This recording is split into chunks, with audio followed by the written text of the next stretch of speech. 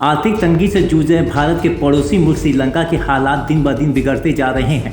आलम यह है कि श्रीलंकाई राष्ट्रपति अपनी पत्नी और 2 अंगरक्षकों के साथ मुल्क से फरार हो गए हैं।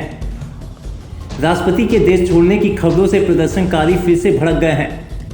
हजारों की संख्या में प्रदर्शनकारियों ने संसद और प्रधानमंत्री कार्यालय पहुंचकर प्रदर्शन किया।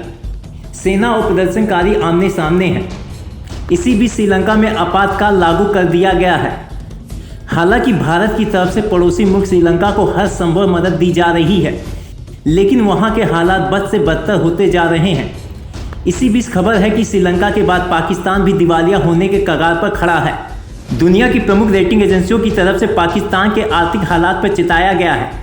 एजेंसियों की तरफ से यहां पर आर्थिक संकट की आशंका जताई गई है। अंतर्राष्ट्रीय एजेंसियों की माने तो पाकिस्तान का विदेशी मुद्रा भंडार काफ़ी घट गया है। यहाँ की विदेशी मुद्रा भंडार 10 अरब डॉलर से नीचे जा चुका है।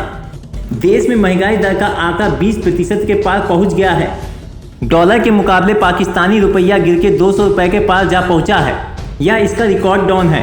पाकिस्तान के ऊपर कर्ज का बोझ लगातार बढ़ रहा है।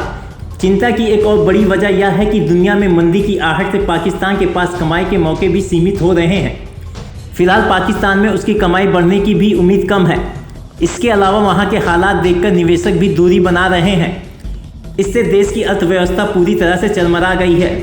फिच की तरफ से 17 देशों की लिस्ट जारी की गई है। इस लिस्ट में पाकिस्तान, ट्यूनीशिया, घना, इथियोपिया, तजाकिस्तान, अर्जेंटीना और बेलारूस आदि शामिल हैं। एजेंसी की तरफ से जारी रिपोर्ट में पाकिस्तान की लगातार बिगड़ती अर्थव्यवस्था के कारण उसके दिवालिया होने का खतरा जताया जा रहा है। पिछले दिनों पाक सरकार ने स्थिति संभालने के लिए लग्जरी आइटम के आयात पर प्रतिबंध लगाने समेत अमीरों पर सुपर टैक्स लगाने जैसे कदम उठाए हैं।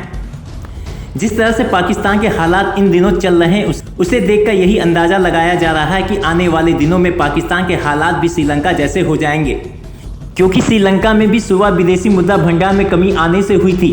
इसके बाद रेटिंग एजेंसियों ने वहाँ की रेटिंग घटा दी। इसका असर श्रीलंका में होने वाले निवेश पर पड़ा। इतना ही नहीं, आसान कर्ज मिलना बंद हो गया।